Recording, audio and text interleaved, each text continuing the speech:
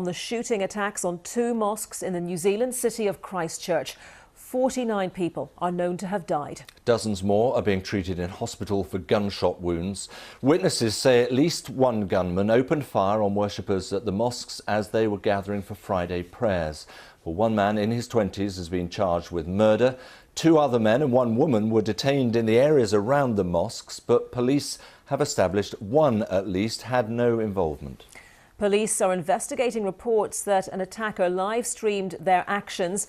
New Zealand's Prime Minister Jacinda Ardern has described the events as an extreme and unprecedented act of violence. We're going to be with you for the next hour, bringing you eyewitness accounts and reaction from within New Zealand, but also around the world. And we'll start our coverage with this report from Simon Jones. Unprecedented is how police are describing this attack. Scores dead as 2 mosques are targeted during Friday prayers. People ran for their lives, but many did not make it. I was hearing that shooting after shooting after shooting. It went on about 6 minutes or more, and I could hear screaming and crying. People outside were also caught up in the chaos. I stopped the car in shock, and I leaned either way, I'm not sure, left I think across the seats to try and avoid getting shot, and apparently a bullet went sailing over my car and struck the one in the back. It's believed the gunman filmed his attack. Explosives were found attached to vehicles. It is clear that this can now only be described as a terrorist attack. From what we know, it does appear to have been well planned. All mosques in the country have been told to close their doors. Schools were put into lockdown. A man has been charged with murder.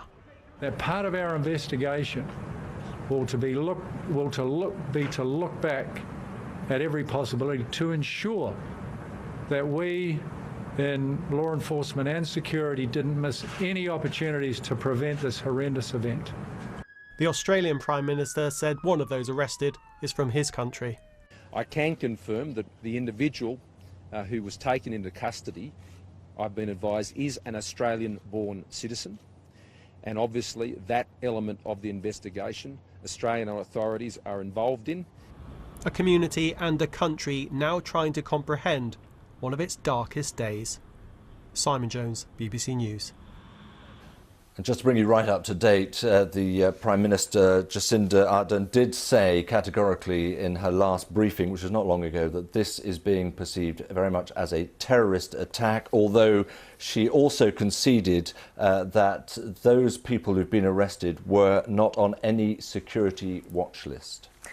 Police are still trying to establish whether the gunman responsible for the attack at the Al Noor Mosque was also responsible for the attack at the Linwood Mosque. As we say, 3 other people have been detained, but police say they have established that at least one of those had nothing to do with this terror attack.